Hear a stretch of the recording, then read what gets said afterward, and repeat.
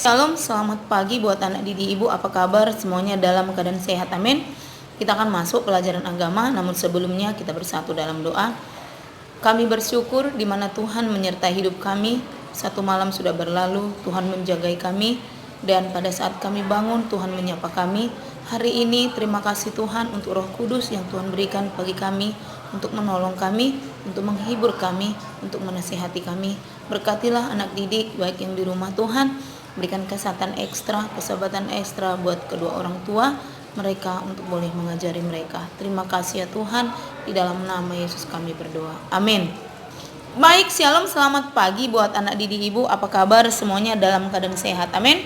Kita akan masuk ke dalam pelajaran agama, di mana bagaimana Paulus dipakai oleh Tuhan, ya kan? Dan hari ini kita juga akan mendengarkan bagaimana Paulus pelayanan bersama Silas, yaitu murid Tuhan Yesus ya anak didik ibu ya. Kemarin sudah didoakan dan Paulus sudah sembuh dan dia bisa melihat.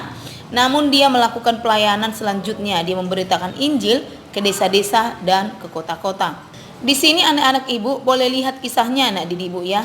Kisah para Rasul 16 ayat 4 sampai 12. Nah, di situ dikatakan bagaimana Roh Kudus penolongku. Di situ bagaimana kisah Paulus dan Silas, bagaimana mereka mendengar Roh Kudus untuk mereka melakukan pelayanan ke Makedonia. Roh Kudus mengajar kepada mereka untuk mereka memberitakan firman Tuhan ke jemaat di Filipi ya anak didik ibu ya. Di sana bagaimana mereka memberitakan Injil sebagaimana Roh Kudus yang ingatkan kepada mereka. Nah, untuk itu anak didik ibu akan memberitahukan kepada anak didik ibu bagaimana apakah pengertian dari Roh Kudus. Nah, Roh Kudus itu anak didik ibu ialah suatu pribadi Allah, yaitu Allah ada tetapi wujudnya tidak dapat dilihat. Nah, contohnya apa? Ibu akan kasih contoh. Seperti angin. Angin kan ada kan? Kita tahu angin ada, tetapi dia tidak bisa kita lihat, dia hanya bisa kita rasakan. Nah, walaupun begitu, walaupun angin tidak bisa kita lihat, tetapi itu tetap bisa kita rasakan. Nah, itulah salah satu dari contoh bagaimana ibu contohkan bagaimana Roh Kudus juga yang ada di dalam diri kita. Roh Kudus adalah satu bentuk pribadi Allah. Nah, sama sepertinya ya anak didik ibu ya, seperti angin tadi. Kita tidak bisa melihat, namun kita bisa rasakan. Nah, kenapa Roh Kudus diberikan kepada manusia? Seperti tertulis di dalam Yohanes 14 ayat 16 sampai 18. Di sana di mana dikatakan Tuhan Yesus, dia berjanji bahwa dia akan memberikan Roh Kudus sebagai penghibur. Tuhan Yesus tahu bahwa Tuhan Yesus memberikan penolong bagi manusia untuk menghadapi rasa sedih dan takut. Nah, penolong itulah yang kita kenal tadi yang ibu ceritakan, itulah Roh Kudus. Roh Kudus diberikan Tuhan kepada manusia untuk menolong manusia, dan Roh Kudus itu juga menolong manusia dalam hal menghadapi menghadapi takut, ya kan, bimbang, khawatir, ataupun sedih ya.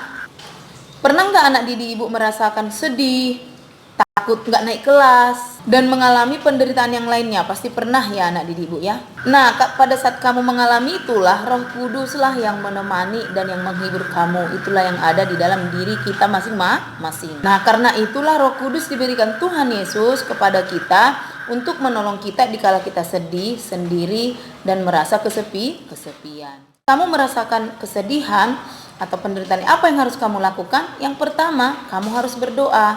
Nah, saat kita berdoalah, maka Roh Kudus memberikan penghiburan kepada kita. Nah, saat kita gelisah, Roh Kuduslah memberikan ketenangan di dalam hati kita. Nah, saat itu juga kamu akan menerima pertolongan dari Roh Kudus mengarahkan pelayanan Paulus. Dan Paulus itu sendiri memahami kehendak Allah. Roh Kuduslah yang menuntun Paulus. Dan Paulus pun selalu bersandar kepada Allah.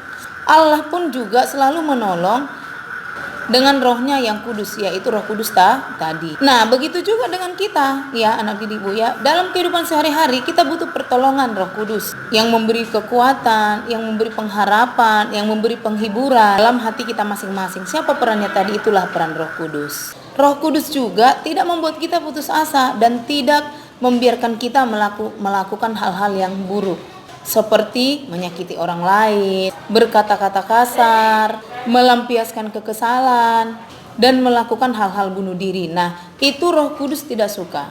Dan Roh Kudus mengajarkan kita untuk melakukan hal-hal yang baik. Nah, dan kita tahu bahwa Allah tidak pernah meninggalkan anak-anak yang dikasihinya. Dan Allah tidak suka kepada anak-anak yang putus asa, yang sedih, ya kan? Dan perbuatan yang buruk yang lainnya. Nah, Allah selalu menginginkan dan untuk kita dan anak-anak Tuhan untuk melakukan hal-hal yang baik. Nah, itulah penjelasan dari Ibu tadi tentang Roh Kudus. Nah, untuk itu anak didik Ibu, dikerjakanlah halaman 40 ya nak ya.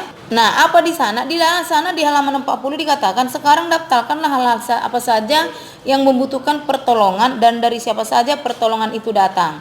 Nah, nomor 1, ada kan dua kotak kan? Masalah yang dihadapi yang pertama, Saulus dan Sila melakukan pelayanan kepada orang-orang yang belum percaya kepada Kristus. Itulah yang dialami oleh Paulus. Nah, kotak yang kedua, sumber pertolongan, Roh Kudus membimbing dan mengarahkan pelayan Paulus dan Silas. Nah, buatlah itu, ada 5 contoh ya anak didik Ibu ya.